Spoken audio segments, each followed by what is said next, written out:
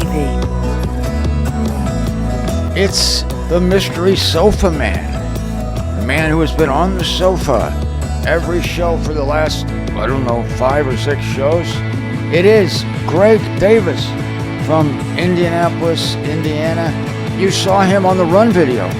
He was the guy, along with Wes Fahlenkamp, filling my water bag and my backpack, and he was there. This guy is one of the truest friends you can imagine. He's always there whenever there's something to be done, whenever there's a need. He's made ebooks out of some of my manuscripts, and he's done a number of things. And for us, he works with Kelly on some website stuff. It's just stuff that I can't do, don't have the ability to do. He's a tech guy.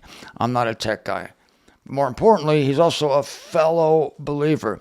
First of all, welcome to MZTV. I'm Martin Zender. This is Greg Davis. Greg, I'm glad that you and Terry Clemens and Wes Fahlenkamp were all here for the run, and then we stayed on, and we've had some amazing fellowship. Yeah, I had a great time.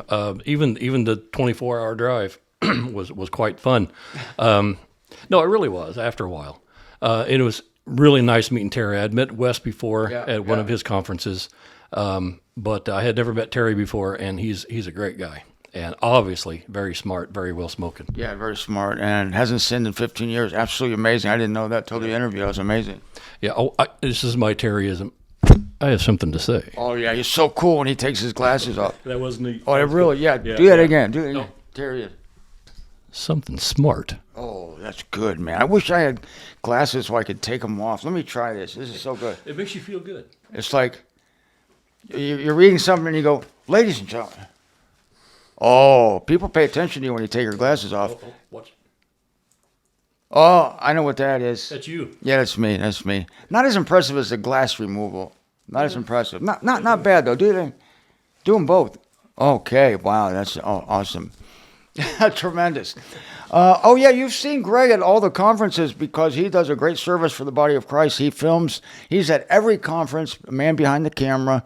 He follows me around on the Q&As, and you pay me well for that too. Yeah, I pay him real well. Yeah, I give him a, thank you, glass of whiskey once in a while. Well, that's good enough. Yeah, if we keep it away from Terry.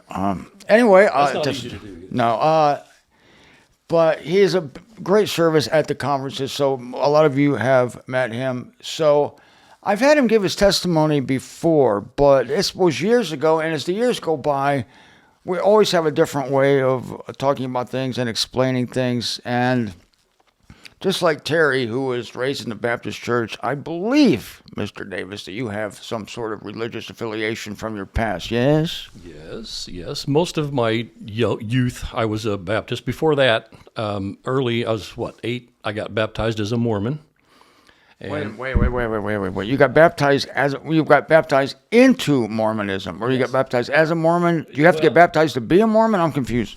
I was confused too. I just did it because my dad did. Okay. So yeah, he was. His parents raised him basically in the Christian church, and my dad always said that his father always thought that you're good. God's going to weigh your good against your bad, and if your good was more than your bad, you're in. Ooh. And my dad never really believed that, so he thought he'd find another false religion and go to Baptist. Oh, so yeah, that worked. Swapped out false religions. Right, okay. Right. That's pretty much the way it worked. Yeah. So, but yeah, I was pretty much Baptist. He was Southern Baptist. He kind of towards the end, he kind of gave that up. He wanted to be a preacher. He wanted to be a Baptist preacher, but they wouldn't let him do it because he'd been divorced. The husband of one wife thing. Yeah. So they wouldn't let him be. So he kind of stepped back. So I tried to talk to him after I found the truth through you and Dan Sheridan's show. Yeah, well, I want to ask you, how deep did you get into the Baptist church? I mean, you were baptized as a Mormon, then you came out of that and became a Baptist. Am I right about that or no? Yeah, well, I got baptized again. Oh, you got double baptized. Oh, yeah. Well, that should outweigh all your bad activities. Not that you have any. I'm not assuming anything. But... Don't assume. And now we're going to list all your bad activities. Ladies and gentlemen, sit back. Take the kids out of the room, and we're going to talk about Greg Davis. You'll have to put across screen. 3 hours later. Oh, 3 hours later. Oh God. Yeah. So, I stayed in the Baptist church after I got to be an adult and I moved on, and I was going off and on to Baptist churches, not super seriously. And around 2008, I joined my first Baptist church. I was 38. Wait a minute. You were a son of a Baptist preacher, and you didn't join a Baptist church until He never made preacher. They wouldn't let him. Oh, that's right. That's right. He never I made wanted to be preacher. But he was disappointed in you, probably, that you weren't a member of the church. Yeah, maybe. Yeah, he never really said, but He sounds like a good guy. He sounds like a good guy. yeah, he is a good guy. Yeah, he's passed away since, but yeah, I joined it was actually I'm trying to remember what they called themselves, General Baptist Church. So I joined that, became friends with the pastor. A couple of years later, ran into Martin, Dan Sheridan's radio show in Indianapolis. Started learning the real truth. Yes. I was a Sunday school teacher. I was the technology director, so I got to run the projector and play the music and, all that fun stuff. Now, wait a minute. We got to slow down here. I'm confused. So you were driving down the road in Indianapolis and you heard, I'm going to get back to this. Yeah. But you heard Dan Sheridan and me on the radio. Dan and I had a radio show. The shows are still on my website, by the way. Go to MZTV. Go to the Martin Zender, Dan Sheridan show on the left, and we did over 100, I think it was 130-something broadcasts on a real Christian radio station in Indianapolis. This is not the Cleveland shows. This is a whole different iteration. It was with Dan Sheridan. We eventually got kicked off. That's another story. But this guy was driving down the road and heard us. I want to get back to that because it's an amazing story. But after you heard that, you were still going to church. Oh, yeah. I have to give the pastor some credit. I told him about my new beliefs about the salvation of all, no free will, no hell, about the eons, and of course he wasn't interested in it. I tried to talk to him. He wouldn't talk, but he did give me I was teaching Sunday school at the time, and he let me teach what I wanted to teach, which no other Baptist pastor would do. I've never heard of such a thing. You must have been friends with him or something. Yeah, we were friends. We were very good friends. Explains it. My God, he let you teach Sunday school, the salvation of all, no free will, and you were teaching against the Trinity as well? Oh, yeah. Big time. They didn't like that. No, but he just said, as long as I prefaced my teaching with, this is my opinion, this is not the opinion of the church, this is not church doctrine, this is my opinion, my belief, then he was okay with it. Wow. And so it was a very small church. I think I had like an average of 12 or 15 people per class. And like I told you years ago in the first interview, about 5 of them really got it. And they believed it. Yeah, and 2 of them, I'm still in touch with 2 of them since I've left the church. They've since left the church. Actually, I don't know if I told you this. The church has been leveled. They sold the church to somebody, and they leveled it, and it's just all bare ground right now. They got to it before God got to it. They preempted the tribulation. Amazing. They leveled the church. And it's so fantastic that they let you teach that. So you were teaching up to 12 people, and 5 of the 12 got the truth? That's... Of course, I'm not good at math, but that's about 90%. No, it's 45%. Something like that, yeah. That's an incredible ratio. Maybe I need a Red Bull, too. I can't do the math either. Yeah, maybe we can pull one out of Terry's clutches. I don't know. But, yeah, I still credit him with that. We're not really in touch anymore. They've moved to a different location. I think they're sharing another church with somebody in Greenwood, Indiana. But yeah, it was amazing that he let me do that, and I honored that. Now, they closed the church after COVID, and then when they started reopening, I just called him up and said, listen, I don't think I can come back, because I felt like I was walking a tightrope all the time. Okay, yeah, so it was you that closed the door on that, not him. Right, yeah. Okay. I called him up and just said, listen, I'm not going to come back. Yeah. And I talked to him, and I would still help him out. We're still friends. But I was helping him out with some stuff in the church, technical stuff, and I asked him. I said, "Hey, if I were to come back, would you still let me teach what I was teaching?" He says, "No, we decided as a church council that we're not going to let anybody teach anything other than church doctrine." And I found out since then that that's not true. He made the decision arbitrarily on to your utter glory, yes. To your utter glory, yes. That suffering evil for the evangel. They kicked you out. Yes, good. No, they didn't kick me out. I just never went back. Yeah, well, let's just say they kicked you out. Okay, it's much more dramatic. Yeah, it's more dramatic. I'm sorry. You are the drama queen. You are. Yes, I am. So, Okay, well, they voted. I mean, it was him, but Yeah. he deferred to the other people, which it was a lie, and it was him all along. That's what I've So heard. I'm sorry, but that's getting kicked out. Okay, I'll take it. All right, so let's go back I'll to. wear it as a badge of honor. It is a badge of honor, Baptist just like Dan Sheridan and I getting fired from that church in Indianapolis was a badge of honor. Somebody, one of the advertisers.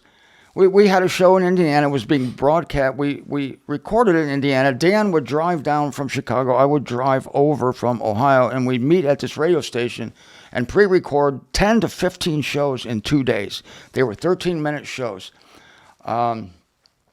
Well, I need to explain a little bit of the background of this. At the time, this was 2009. I was going through a terrible divorce. Everybody knows about that. It was the worst experience of my life.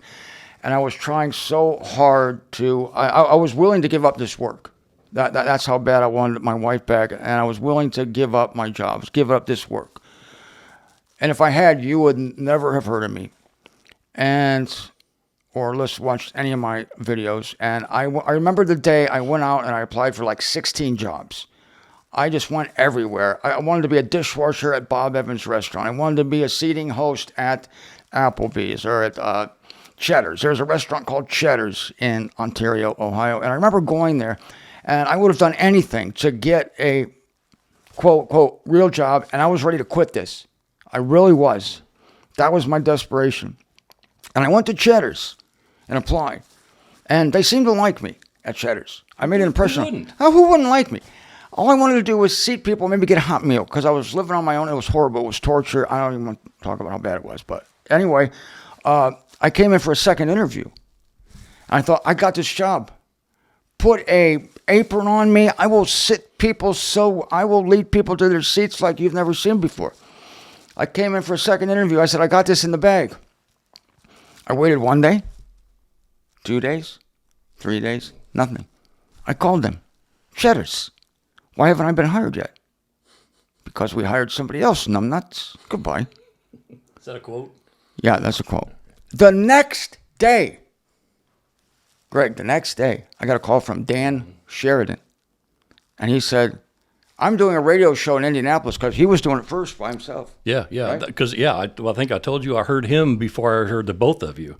I was driving to work, same thing. I was driving to work, and this crazy guy, Dan Sheridan, I don't remember what he was talking about, but whatever it was like, this guy's a nut. And I just changed the station. It was weird. Go ahead. That's Sheridan. Yep. He's a nut. He is a nut. Thank you. He's a nut. That's why we fit so well together. We fit so well together. He's an inspired nut. But this nut called me. We were friends. He said, I'm doing a show in Indiana, but I need a co-pilot. I'm Batman. I need Robin. And so, because it was the day after I got rejected by Cheddar's, I could not get a job at Cheddar's. I could not get a job as a dishwasher. I could not get a job as a floor mopper. I could not get a job as anything. I could not clean Cheddar's. I could not sweep the floor. I got rejected for every single job I put in for. And the phone rings at Sheridan. Come to Indiana. We're going to make a show together. I said, I'm game. This was a God thing, completely a God thing. So I drive across the state of Ohio into the state of Indiana. We're on the stations at WC. What is it? IBC? No, it was on 62nd Street. Yeah. I'll put it down here. It was 1000 AM, wasn't it? Yeah. All right. Anyway. 1500. 1500. Yeah, 1500 AM. And they locked Sheridan and me in the studio. We were the only guys in the studio. It was an amazing thing. And so we created like 130 shows. WBRI. Thank you. WBRI 1500 AM in Indianapolis, a Christian radio station. Mm-hmm. And this man then one day was driving down the street and heard two guys on the radio. Two crazy guys. Yeah, about a week, maybe 2 weeks after I dismissed Dan Sheridan by himself, this crazy guy shows up on the radio, and they said something that struck a chord, and I kept listening, and I listened every day from then on, pretty much. Found your website, downloaded all your audios, and I listened to them 2 or 3 times a year at least. You got 23 weeks, I think you did? Yeah, we had 23 weeks of that show in Indianapolis. Really, folks, ladies and gentlemen, if you want to hear the shows that this man heard, we were on the air in 5 cities. We were on the air in Indianapolis, I think Birmingham, Alabama. Albuquerque, New Mexico. I think we were somewhere in Charleston, South Carolina. and I think in Nebraska, Fremont, Nebraska, Omaha, Nebraska. Yeah. So weird cities. I don't know. Yeah, they were kind of all over the place. Yeah. Yeah, I'm not saying they're weird cities. No offense to anyone in Omaha. They're great cities, but we were all over the place. And I thought it was so weird how God works that you got the truth from that show, and that show just, God made sure it happened, and he did the unthinkable with me. You know, I was trying so hard to go in a different way, but God said, nope, you're stuck here, kid. You're staying here, and you got the truth from that. That just blows my mind. I'm so happy about that. So, Greg, go ahead. No, I'm happy. I've told you before, I feel bad that you were going through such a bad time in your life, but that was the best part of my life. Yeah. I came into the truth because of your pain. That makes me happy. Well, it makes me happy too, but it makes me feel bad. Well, too. that's a Christ-like thing to give up, to suffer for somebody else. Not that I'm the only one that does that. A lot of people do that, but it's an example of it. It really is. That I've often considered myself a broken vessel from which the perfume of God pours out. And as I said many times, I think you have to be broken to minister this word, the gospel of Paul. You have to be broken. There's nobody who's not broken that does this. So I'm convinced of that. So, Greg, I mean, again, you're a soldier. You read this man every day in the comments. He's known as Greg Unirec. Yep. And tell us what Unirec stands for in case somebody doesn't know. Universal reconciliation, one of my favorite terms. That is that Christ is the universal reconciler, the reconciler of the entire universe. That's based on Colossians 1:20. Amen, brother. That through the blood of the cross, God will reconcile all things to himself, whether those on earth or those in the heavens. Well, Greg, I can't tell you how much I've enjoyed this visit. Me too. And with you and young Terrence, or Terrence the Younger, and Wes Fahlenkamp, all of us, we've had a heck of a time of fellowship. And I look forward to seeing you again. So don't be a stranger. I know I'm going to see you at the Kansas City conference. Yeah, I'm glad you mentioned that. I was going to, yeah. May 15th through 17th of this year. Everything's set. We got the rooms paid for.